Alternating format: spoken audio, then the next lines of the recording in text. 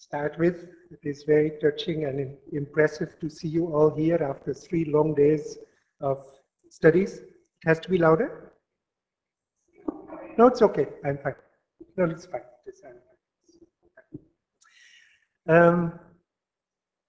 What we are trying to do is obviously quite difficult, because we try to deal with the mind with things that are quite beyond the mind. And I think all of us know in our heart that what we really want is just to feel that love for the divine and feel his presence and see how he can change us and take over from our little egos so that we can live in a little wider inner space. But at the same time, we are also part of this big wide world in which lots of things are happening that do not feel fully right. The world is clearly still in development, and we see many things in society that are still very, very far from the ideals that Aurobindo and the Mother have put before us. Of course, the same strange dichotomy is there inside ourselves as well. All the defects that we see in the society, we basically carry also in ourselves. And so there is a very close relationship between what we can do for the society and in the society and what we can do in ourselves. Now let us see how we can get it. Somehow when Anand asked me to finally give him the synopsis for this seminar, for what I wanted to present, I came up with these 4 words: faith, love, sadhana, and mainstream psychology. And we'll see if we can make somehow some kind of link between them. The first of these 4 terms is faith. Now, faith is something pretty wonderful. And as Aurobindo says, nothing can be accomplished without it. Now, all of you have worked very hard with your mind, so maybe it's good to have a little distraction. I don't know how well it is visible from the back. But the most wonderful embodiment of faith you can see in small animals. For example, if you have a cat with baby cats that are just born, the baby cats are still blind. But that doesn't deter them from running away. And the mother cat spends half her time on finding her baby cats back and bringing them back to the place where she wants to keep them. So some children are afraid, but most children, animal children, human children also, have an amazing amount of courage. And they are quite willing to dash off in unknown directions. So here we have our little elephant, who obviously is very happy, swimming and playing with water. And older animals also still have this. Somehow I find it very touching. Here in Pondicherry, we are on a route of the migration of birds. So thousands and thousands of birds fly south in one season and fly north in another one. And I think we all know how miraculous that is. There are these birds that live close to the North Pole in Alaska and then have their breeding season, I think they're in the north, and part of the year they spend in New Zealand. And so they fly from the north of Alaska along the coast and along the sea and wherever they have to go and end up in New Zealand. And if you know the map, New Zealand is long and thin. And so I have no idea how they arrive in New Zealand and not a little left or a little right, where they would end up between the penguins, where they would probably not be very welcome and capable of surviving. So, and even new birds that are just born in the north, they manage to fly even on their own to New Zealand. So that is faith. Now, birds don't have it only on this huge scale. You can see also, I don't know if you can see it in the back, this is a little duck who is very bravely swimming forward on a huge lake. And you can see the same thing, for example, in a city where you have dogs. Dogs are very often very purposefully going somewhere. We don't know what their purpose is or why they're doing it, but they're really going somewhere. Duck, duck, duck, duck, duck. They go somewhere. They have a faith that every next step will bring them closer to the goal. Now, luckily, that's not only in animals, it is also in humans. And one could give infinite examples of it, but one that I particularly like is this fellow. This is in Afghanistan. So you imagine a country that is completely torn by fights and quarrel and desperation, famine in some places, misery. And here this fellow is walking in this infinite desert with these huge load of balloons behind him, bringing some happiness to children. My other two examples are also of war-torn areas. This is another photo which I liked very much. This is in Chechnya. I don't know if all of you remember, but about maybe 10 years ago, Chechnya was all the time in the news because it was completely bombarded into pieces by the warring factions in that area. And the whole city, very little was left. And there was one journalist there who said the bad part is that journalists only report on disaster. They never show the spirit of the people that keep going in spite of all this. And so she made it a point of making a reportage on what was going on at the same time in the same capital. And this is a place where the top floors are completely destroyed and people have happily painted up the ground floor and started life again without even bothering or breaking down the top. It must be somewhat dangerous to pass by. From the same place, this is a group of children. Children always are full of hope, bubbling with energy. And this is again in Chechnya. This was a group of puppeteers who were traveling the country to show puppet shows to children. Several times they almost died or were kidnapped or they had all kinds of terrible adventures on the way. But they made it a point not to be deterred, and with or without payment, with or without food, they were giving their puppet shows. And if it is clear enough, you can see the eagerness by which the children enjoy the puppet shows. I'm afraid this is the fun part of the talk. The rest is bloody serious. And I hope you can still digest a few more serious words. So we have faith.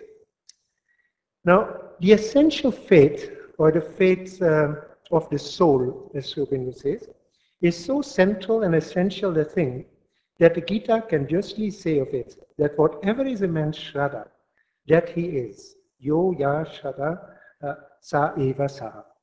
So, deep down in ourselves, there is something that expresses itself in our lives. And that is our essential faith. Now, it is good to try to understand what faith actually is. It clearly has some kind of cognitive element. It has a content. But it is a type, so it is a type of knowledge. But it is a type of knowledge that we have and yet not have. If we fully knew, we wouldn't call it faith, we would call it knowledge. That it is faith means it is still somewhere behind the veil. It is still somewhere hidden. We know it is there. We don't know why it is there, from where it came, but we are pretty sure about it. And it is that kind of half-known influence that comes out. There is a very nice description of this in the Kena Upanishad. You probably all know the Kena Upanishad asks this basic question: who is it that is conscious in us? No? What is it that sends our thoughts to their object? What is it that makes us hear in our hearing, and so on? And then it gives the answer. It says that is Brahman. And then it says, if you think you have now understood, you haven't got it. It is very modern and skeptical in that sense. It says if you think you've understood, you've missed the point, yeah? Because you take it as something too superficial. And then it adds something super duper on top of that, and it says, but if you say that you don't know, then you're lying. Because that also is not true. These are the things that we know and yet know not fully. And it is that intriguing half knowledge that pushes us forward in life. Some of you may know that, or all of you probably know, that when Sri Aurobindo did his own sadhana from 1910 to 1950 basically, but especially in the beginning, he was guided by a system of 7 times 4 cities, which he tried to develop systematically. And interestingly, this concept of faith is the last one of the second group of 4 cities, and that is the one that starts with Shakti. So faith is taken as a power. So it is not only knowledge, but it is a dynamic knowing. It is something that pushes us in a certain direction. It has an ability to create, to manifest something. So it is our essence as a dynamic something that pushes us forward. So now, the problem with faith is that our faith is blind, and it can very easily be misguided. We often have a faith not in the essential thing that is behind, that is not yet formulated, but in something much more primitive that is fully formulated. And so we become religious fanatics. Yeah? It is very easy to have a faith in some formulation, in something definite. But if you do, then you make that first error of the Kena. You claim that you know while you don't. Yeah? So for that, doubt is essential. So sometimes in religious circles and even in spiritual circles, people will say that doubt is the enemy of faith. And in a sense, that is true. But also we need doubt, we need to be skeptical about the specific form that our faith takes. We should not doubt the essence of it, but we should definitely go on doubting the specific expression that our faith takes, so that we are open, critical, and can make progress, because otherwise our own ignorance stands in the way of our further progress. So here Sri Aurobindo says, especially in the psychical and other middle domains, so between the supreme and our physical reality, there is a very large room for the possibility of misleading and often captivating error. And here even a certain amount of positive skepticism has its use. And at all events, a great caution and scrupulous intellectual rectitude, but not the skepticism of the ordinary mind, which amounts to a disabling denial. Now, this is a very tough issue. As a whole, this whole chapter in the synthesis of yoga that's called Faith and Shakti is one of the easier chapters in the synthesis of yoga. It has no essential difficulty. But finding the right balance between doubt, skepticism, and faith on the other side is obviously difficult. So for that, what is needed is intellectual rectitude. And personally, I like that expression very much, and Sri Aurobindo obviously had it really to perfection. There have been, I know very few people in the spiritual realm who have that level of intellectual rectitude. Sri Aurobindo, as far as I know, never exaggerates, never makes extrapolations that cannot be taken, that are not worth it, that are not grounded. He is always solid. And that makes him such a reliable guide, both for your personal life and for other things. After you get a bit the hang of how Sri Aurobindo writes, you can just trust. Well, at least with other writers, I always try to understand from where they write, what they mean, in what context it may be true and false. With Sri Aurobindo, I never need to do that because of that essential rectitude. Now, here,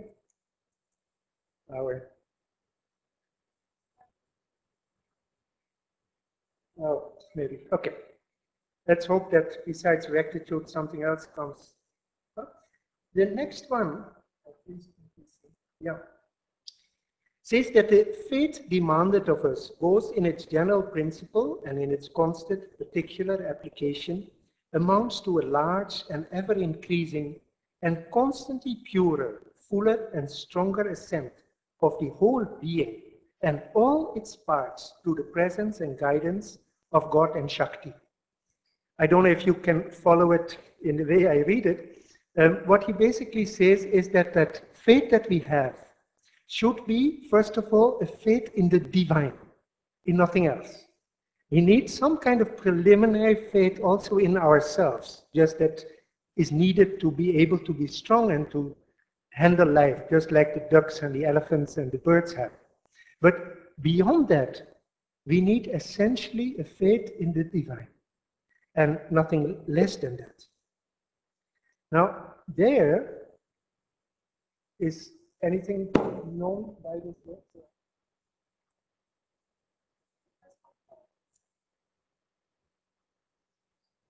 That fellow is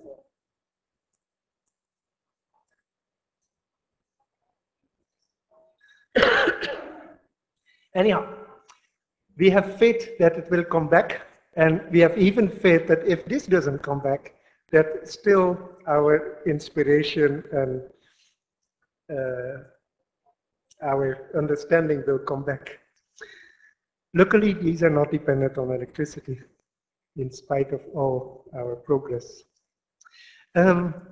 Okay, so the essence of the faith is that it has to be a faith in our own very, very deepest essence, and that means also essentially a faith in the divine, in the master of works, as Aurobindo calls it earlier in the synthesis. Now, from there, it is of course very easy to shift to the next issue, that of love for the divine. Because obviously, to have trust in the divine means also to love the divine. But before that, I wanted actually to discuss with you a little bit a very difficult issue. And that is this. Faith is a knowledge that comes from within. That bird that flies to New Zealand all the way from Alaska, he has never been there. He doesn't know it from experience.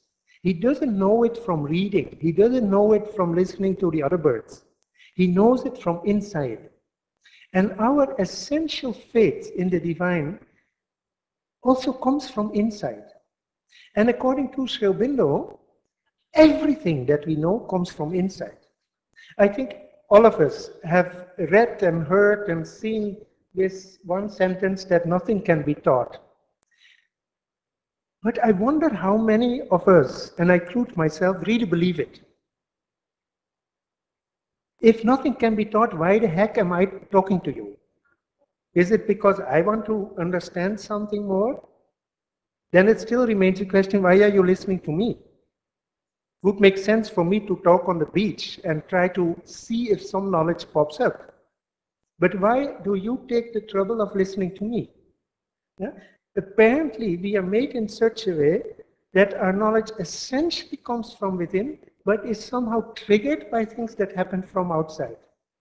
Now, this is a very complex issue, and one could have a whole seminar only on this issue, because there's a lot of biological, physiological support for this idea. To summarize the whole thing very, very shortly, in the optical cortex, which is most likely the place in the brain where we actually visualize, image things, there are very few wires, neurons, that come from the eyes, with whom we are supposed to see things, and almost all the input to the visual cortex is from the back and from the side. So most of what we see is determined not by what comes in from the eyes, but somehow what we know from the past or what we have already developed. How exactly it works, nobody knows. But the very raw fact is there that seeing, even seeing, which seems to be such a simple thing, is a very dynamic and active process. We actually see very little and project loads. And that not only in the complex psychological area where you can imagine loads of thoughts in another person while actually that person has very different thoughts, but it is there even in such a simple physical thing as seeing. The depth of it is, of course, that according to the entire Indian tradition, in the end, the whole physical reality is a projection from consciousness. So anything that we see on the surface, is actually a manifestation of something that already exists in planes of pure, subtle physical, vital, pure mental, and then finally in ideal heights, from where these things are projected up. And so essentially, when we go deeply inside, we can reconnect with that inner source that has created the whole world, and we can know things from the inside. Now, the amazing part about this paragraph, and that's why I'm projecting it, is that it is so absolute. Sri Aurobindo is generally very, very cautious. He tends to write, one could think, or things like that. He generally takes a lot of precautions not to exaggerate.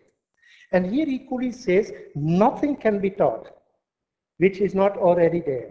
All perfection is only a realizing of the eternal perfection inside. All teaching is a revealing. All becoming is an unfolding. It is very, very absolute. And elsewhere also, Sri Aurobindo has said that anything that the mind can do, we can get also directly by intuition. Now, if this is true, then we are wasting a colossal amount of time. And we should really change our basic procedure on how we live, how we teach, how we proceed, and pay far more attention to that possibility of getting knowledge from inside. Because although we have become very clever and have collected colossal amounts of detailed knowledge about the outer world, apparently we could get there at those in a much purer and simpler way from inside. And from the very little experience I have with it, it really works like that. And the more you get there, the more you see that the things you discover outside are actually already there. Scientists, to give just a very few very crude things, no? People who invent things, they think they create, they invent something. Scientists typically discover the laws of nature. Discovering means that something is already there, and they just kind of extract it out of the surrounding. And you can extract something only if you somewhere already know what you're looking for. So it is a very subtle balance, which in physics, for example, you have in always that interplay between experiment on one side and mathematics on the other. The rules of mathematics don't come from experience. They are basically a refinement of logic, of intuition in that sense. So even in our most external, concrete, objective science, we are actually working with a mixture of things that come from inside and that come from outside. And if we could do this more consciously and concretely, I think we could, as a humanity, still make substantial progress. Now, so Sri Aurobindo explains this further, and zillions of quotations one could give to support this. Self-attainment is the secret. Self-knowledge and an increasing consciousness are the means and the process. Yeah. Now, if we would take up this more seriously, I think much of that whole confusion of how to integrate yoga and science would be solved. Because the main thing we have to do first is get to know ourselves and become more conscious. And then the other things will begin to follow from itself. There is a chapter about knowledge, separative knowledge and knowledge by identity. And Sri Aurobindo very strongly and clearly says there that the first thing we have to do is get a better understanding of ourselves. Because everything in outer nature we perceive through that filter of our own mind. And if we can clean up that filter, obviously there will be much less distortions. And you can see everywhere in the world that we are very good at the instrumental thinking, the part thinking at the end, and very poor in dissecting our own motivation, in finding from where our own impulses come. And if we could give a little more attention to that, I think many of our problems would get solved. But collectively, we are not that good in this. Now, about love. We'll keep it very short because in spite of the fact that Anand, for some unknown reason, has given me lots of time, I'm still getting close to 5 o'clock. So this is probably one of the most commonly known quotes about love from Savitri. Again, Sri Aurobindo has written a large number of exceedingly beautiful lines about love. But this is a famous one. All our earth starts from mud and ends in sky. In sky. I don't know how that word disappeared, but it disappeared. And love that was once an animal's desire, then a sweet madness in the rapturous heart, an ardent comradeship in the happy mind, becomes a wide spiritual yearning space. It proceeds much further. Interestingly, and because this is a seminar on science, I'll take you away from this beautiful poetry and dive into harsh mental thinking.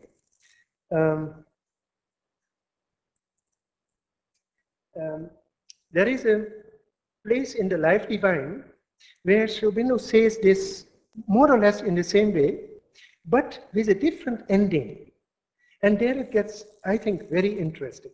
This first one ends in a lonely soul passions for the alone. The heart that loved man thrills to the love of God. A body is his chamber and his shrine. Yeah? Now, we are just loving the divine. Great. Now, in the Life Divine, he takes these first 3 steps very similarly, but then ends quite differently, and it is interesting to see. This is the opening paragraph of a chapter called The Dual Soul of Man. It is about the fact that we have what he calls there the desire soul, which elsewhere I think it is the same thing which he would call the ego on the outside, and on the inside the real soul, the psychic entity, the psychic being. So he starts like this. The first status of life we found to be characterized by a dump inconscient drive or urge, a force of some involved will in the material or atomic existence, not free and possessor of itself or its works or their results, but entirely possessed by the universal movement in which it arises as the obscure, unformed seed of individuality. Now, the interesting part comes to some extent in that last little bit. He describes here simply the unconscious movements that the whole of physics is full of. The movement of electrons, of planets, all the dump inconscient drive or urge in nature. But he takes that as the very beginning, the absolute seed of individuality. Because that little part, that electron or that planet or that galaxy or whatever, moves not totally independent of everything else, but it moves still on its own in some sense. And the second status is desire, eager to possess but limited in capacity. Now, this is the whole animal world, and in us also it is very, very strong. So strong that the Buddha and many other people have said that all our actions are motivated by desire. Yeah? Sri Aurobindo does not agree with that, but basically is we want to get something and we are frustrated by our lack of capacity. Then the third is the love which seeks both to possess and to be possessed. So there is that element of self-giving comes in. Yeah? That's that sweet, passionate thing in the sweet madness in the rapturous heart and that ardent comradeship in the happy mind. There's the giving and the receiving both. Now comes the interesting part. The last half of this second sentence of this chapter contains in itself an amazing amount of information in a typical Sri Aurobindonian way. It takes up all these 3 elements that we have talked about in the beginning and adds something to it. The fine flower of the fourth, he talks the seed, then the bud, now we have the flower. Its sign of perfection we conceive as the pure and full emergence of the original will. So that totally unconscious movement that is there in nature becomes a fully conscious will. You know where you want to go or where you go, and you go. Yeah? It's a fully conscious will. Then the illumined fulfillment of the intermediate desire. There is still the desire, there is still the receiving, but it is illumined. It is in a full understanding of all the ways it connects to everything else, but it is also fulfilled. Interesting. It is not frustrated. And then the high and deep satisfaction of the conscious interchange of love. And now the important part comes. So this is the fulfillment of that last stage of giving and receiving, of possessing and being possessed. He describes it as the deep satisfaction of the conscious interchange of love by the unification of the state of the possessor and the possessed in the divine unity of souls, which is the foundation of the supramental existence. Yeah? So within one sentence, or actually even within one little section of a sentence, he has moved fully from the absolutely raw, unconscious movement in nature to the supramental. And I didn't put a quote because I think all of you know one of the last lines of Savitri says that to feel love and oneness is all I know or need to know or want to know. Yeah? To feel love and oneness. The whole of Savitri ends in this fabulous combination of things. Love and oneness. And you can Sri Aurobindo has given that an inordinate importance. It is given as the summary of the whole of Savitri, which was definitely his life's work. Yeah? So how do we have that joy of love, of an interchange with others, and yet understand that on the basis of an essential oneness, of an essential being one with? And that he indicates as the foundation of the supramental existence, nothing less than that. Yeah? So if we could have that fundamental understanding of our essential oneness with everything else and with everybody else, and on that basis of oneness, not disappear into some utter silence where the whole world disappears, but enjoy the fulfillment of exchange with others. That is the final thing in Savitri, and this he gives here as the complete fulfillment of life in this chapter of the Life Divine. I've collected a lot of other things about the nature of knowledge and about science and how to connect these things, but I think we can leave that. You've all struggled for 3 full days, and actually this is not bad to end with. So love and oneness is really the one thing that we have to understand.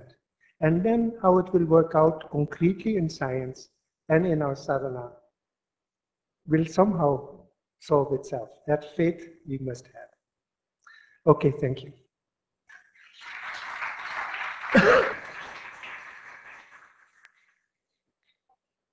Yeah.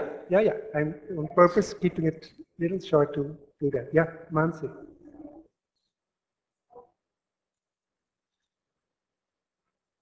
I do not have a question. I just need your permission to read a small passage on doubt from Letters on Yoga.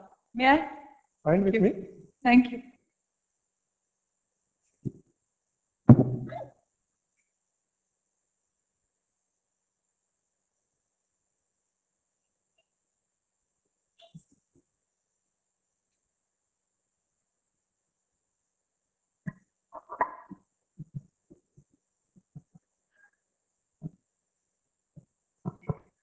I happened to read this morning. I don't know how and why, but I marked it. I don't know why. I just want to share. As to doubts and argumentative answers to them, I have just a minute. It is not by the exercise of the logical or the debating mind that one can arrive at a true understanding of yoga or follow it. A doubting spirit, honest doubt, and the claim that the intellect shall be satisfied and be made the judge on every point is all very well in the field of mental action outside.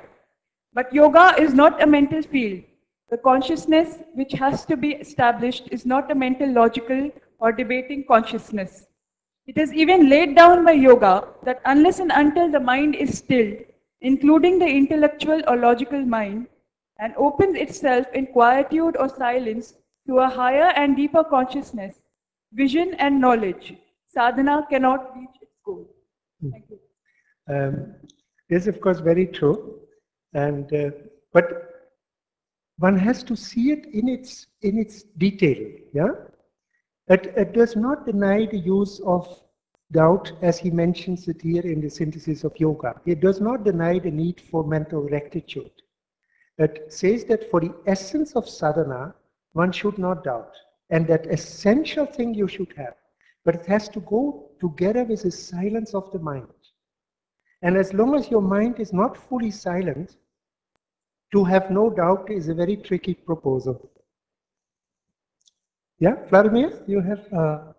Yes, I just wanted to say that we started today morning with Anand exactly proposing the same proposition of two structures of oneness and love, of the inner and the outer realization, of the ashram and the Auroville.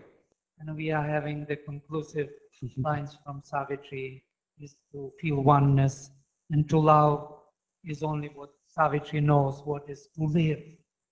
This life, to feel oneness and to love, these two major structures of our life. And I was also trying to elaborate on these two structures of the whole nature as our body and the mythical structure of the soul which knows its origin. They have to merge into new dynamism in the integral structure. Thank you very much for your presentation. Thank you. Thank you. Oh, okay, 3. 1, 2, 3.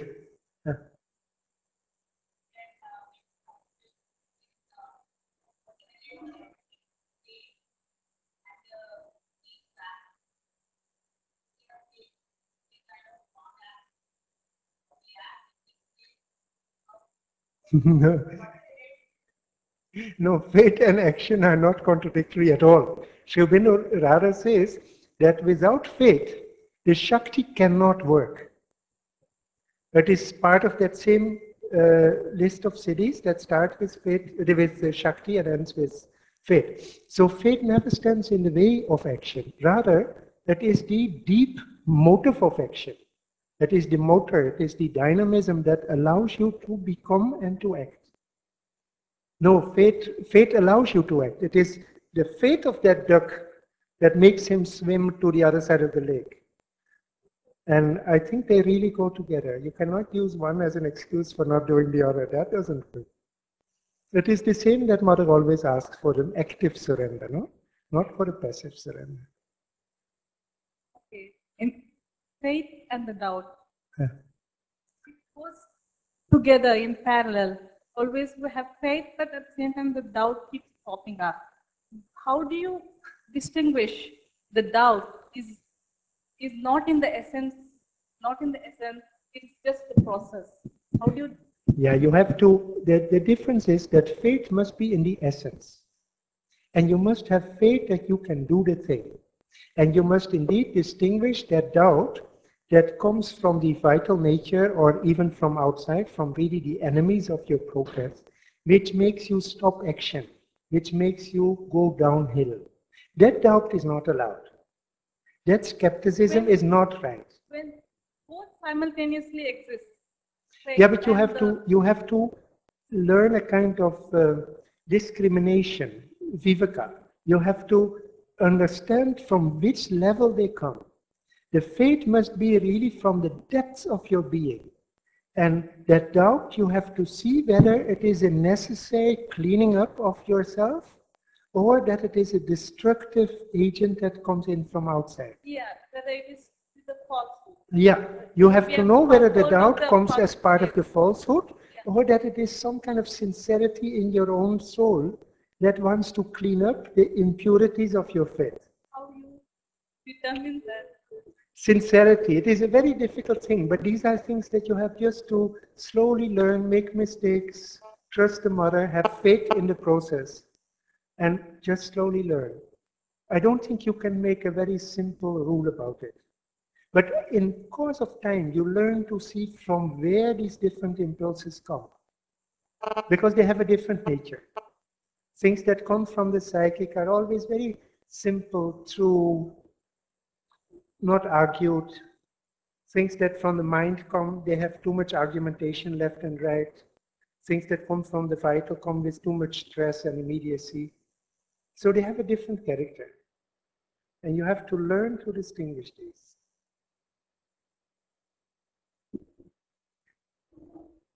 As such, I would like to add on it, sir.